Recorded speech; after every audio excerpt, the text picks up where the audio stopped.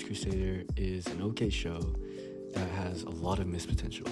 So when I realized that Bruce Timm, the creator of the Batman animated series, was involved in this, and Matt Reeves, the director of the Batman movie, was also part of it, I got really excited and had high expectations.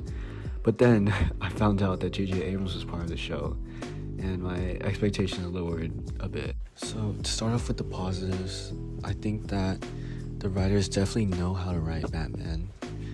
They focus on the key traits of him, and they also give him character progression. They know like his morality for sure.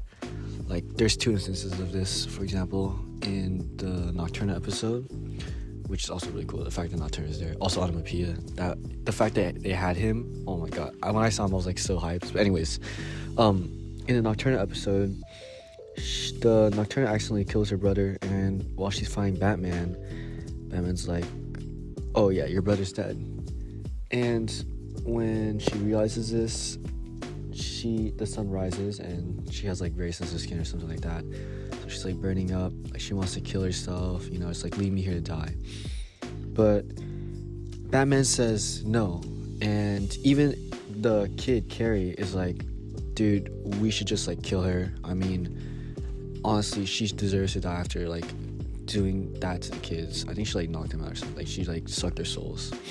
And also another fun fact, the kids were actually named after different Robins, and they're all from the same orphanage, which I thought was pretty fun. But anyways, Batman decides to save her nonetheless, and I think that was like a really strong character moment for him. Another instance of this is in the last episode when Harvey Dent, as Two-Face, sacrifices himself and gets shot to save Barbara Gordon from this cop. But in doing so, he dies, and Batman's obviously extremely mad. I mean, Harvey Dent was his friend, and he died nobly. So Batman takes the gun, and he holds it, and then the scene cuts off. And then he shoots the gun.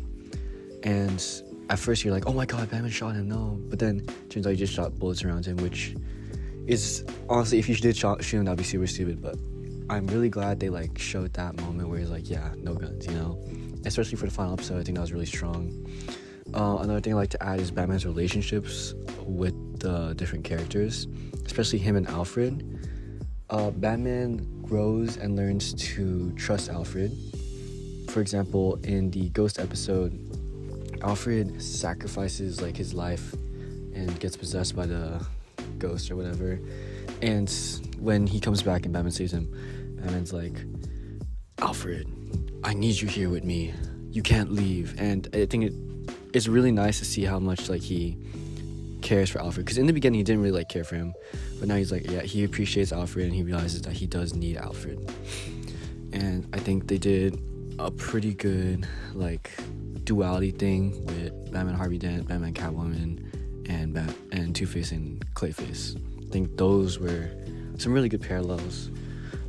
This is a bit controversial, a bit of a hot take, but I actually do like female Penguin. The fact that she's female doesn't really bother me. I think she's just still scary nonetheless. Actually, wait, it does kind of bother me, and I'll get into that later when I'm talking about the negatives of the show, which there are definitely some. Oh, and I also love how they address Batman's past, and they really do recognize that like Batman is someone who has trauma, and he has a lot of problems and he needs help. He needs therapy, and he actually does get therapy from Harley Quinn, which is interesting to see. I think that was like a really interesting take on Batman. I like that one. Also, like just like the setting in time, they make it take place in the 1940s, which I think is a really cool concept. But here's where the problems start to arise, as in this show, there are minorities and people who are part of the LGBTQ community, which honestly, if it took place in like the modern times, it wouldn't really matter as much. But the problem is that it takes place in the 1940s, which means that like they just basically ignored all the trouble that people that were of like color or people in the LGBT community faced. which I think is like honestly a disservice to the people who lived during that time and had to face those troubles, because they don't really address that at all. They don't address like the struggle. They just make it seem like, oh, 1940s were a dandy time where everything was well, you know. They're like erasing history in a way, which I think is really wrong for them to do. And to also think that I don't have no clue why they would do that. I think they were just afraid to address the problem with like society back in 1940s, you know. I think it would be amazing if they did. It would be a critique of Golden Age Batman. And if they did do that, then they would also have like great character moments for some of these like minorities or characters part of the LGBTQ community. Because like, for example, there is a scene where Harley Quinn and this detective kiss in a public restaurant, and there's like no ad like, oh my god they kiss, oh my god, nothing, like no like plot, like nothing happens because of that kiss, which I think is like a really like failed step. I feel like they could have expanded on that, like when they kissed there could have been like some homophobic comment, and it could have showed how like society was, you know, and how like those characters were gonna handle that. I think that would have been really strong. And the fact that they refuse to do that, I think makes the show much more weaker. And it could have made, and if they included like addressing those problems, it could have made the show much stronger. Overall, I think Batman the Caped Crusader is a pretty good show with some faults that you can ignore. I'm gonna give this a 6 out of 10.